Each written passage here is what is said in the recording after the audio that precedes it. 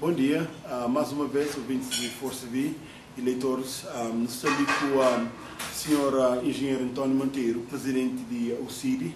para mais um face a face, para discutir temas de política cabo-verdiana e também de sociedade e próxima prospecções para eleições legislativas de 2011.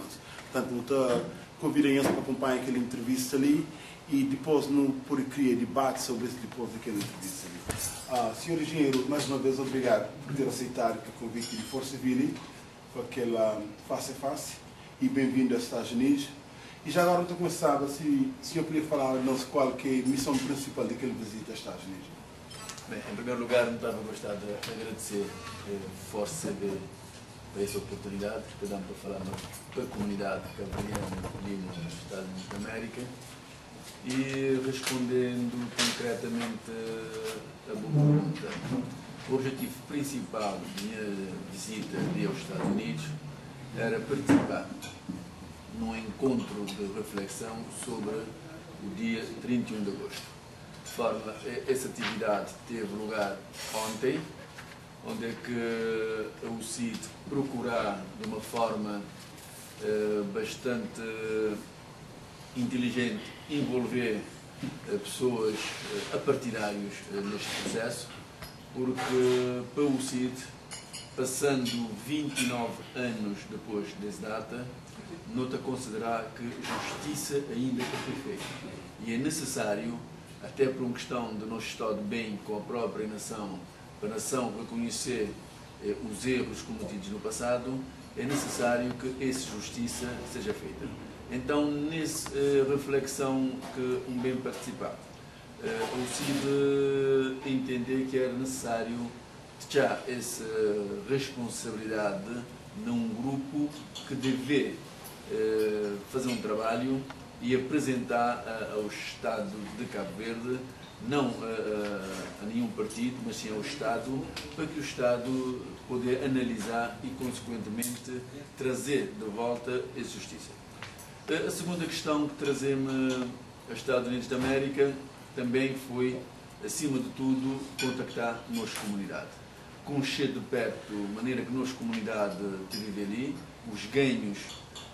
positivos e os ganhos menos positivos que a nossa comunidade tem alcançado nos Estados Unidos e também ter encontros responsáveis políticos, pelo menos no estado de Massachusetts, para levar a preocupação do nosso partido e também agradecer todo o apoio que o governo dos Estados Unidos, o Estado em si de Massachusetts, tem dado aos cabo-verdianos e à própria nação cabo-verdiana lá na Cabo Verde. E ainda, um dos objetivos também importante foi participar num congresso internacional sobre a língua portuguesa, onde é como tive de participar como modest em inglês, keynote speaker,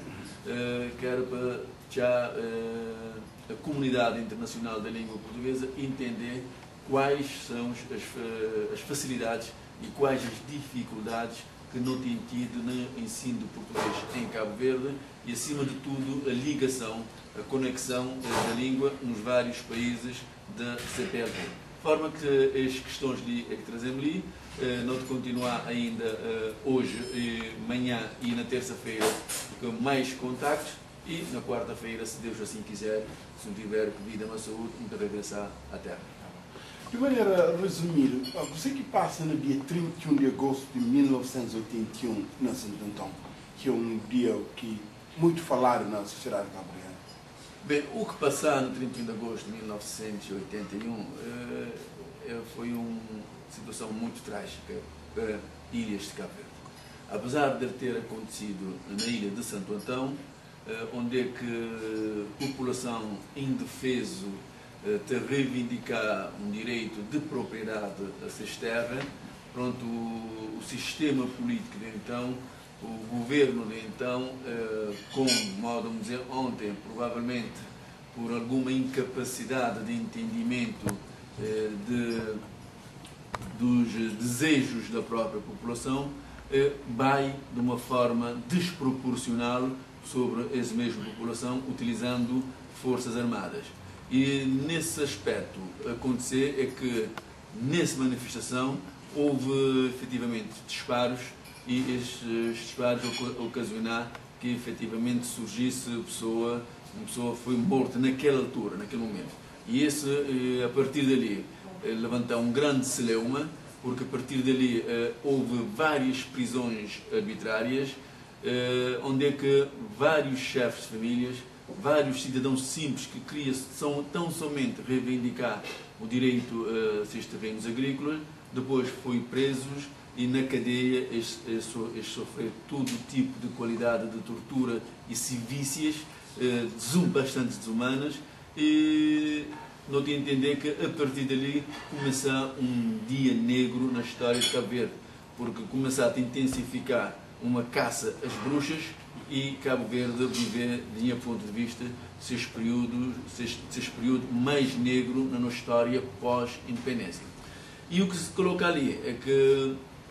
eram simples camponeses, eram simples agricultores, quer dizer, pessoas de bem, pessoas que tão somente queriam reivindicar um direito que este não considerar que é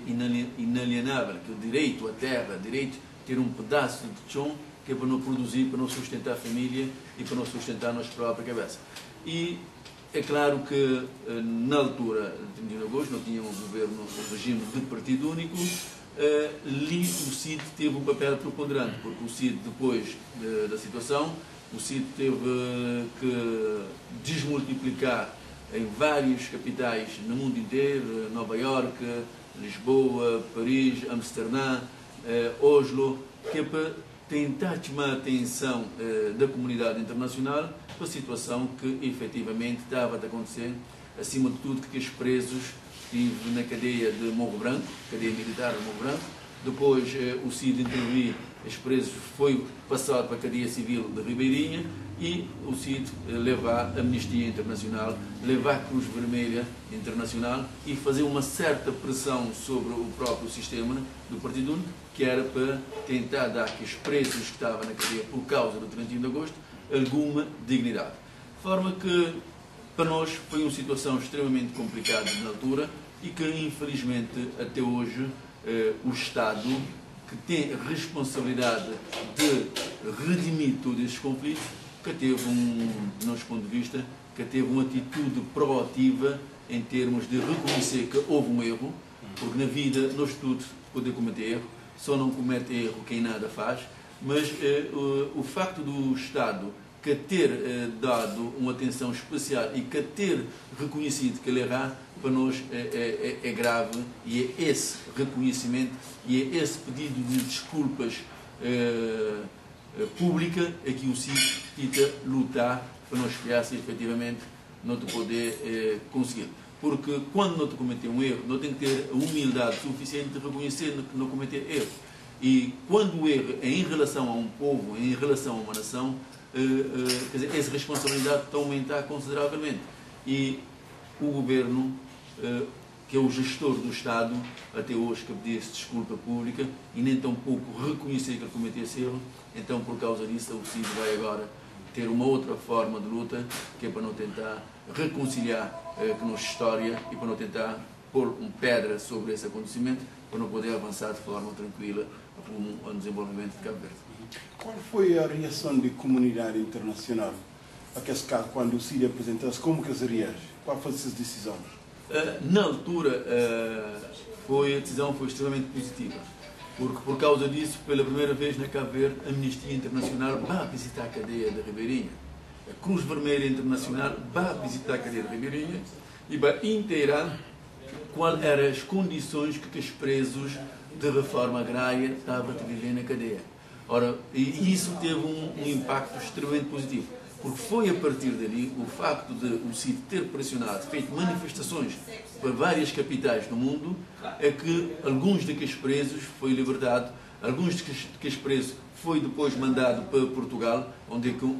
acabou por morrer, que sabe se vocês ouviram falar no Sr. Osvaldo Rocha, que depois de apanhar tanta pancada na cadeia, mas foi evacuado à última hora, quando chegando a Portugal já era impossível ele manter vivo e infelizmente ele acabou por falecer vítima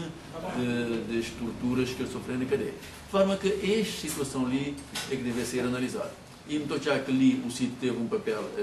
muito importante, porque o CID contribuiu para que efetivamente os cabo-verdianos, que é que estava a lutar para reivindicação de um direito que é, vamos dizer um bocadinho, inalienável, que é um direito à terra, um direito a ter um pedaço de chão para se produzir e alimentar a família, o CID conseguiu efetivamente dar um suporte psicológico, dar um suporte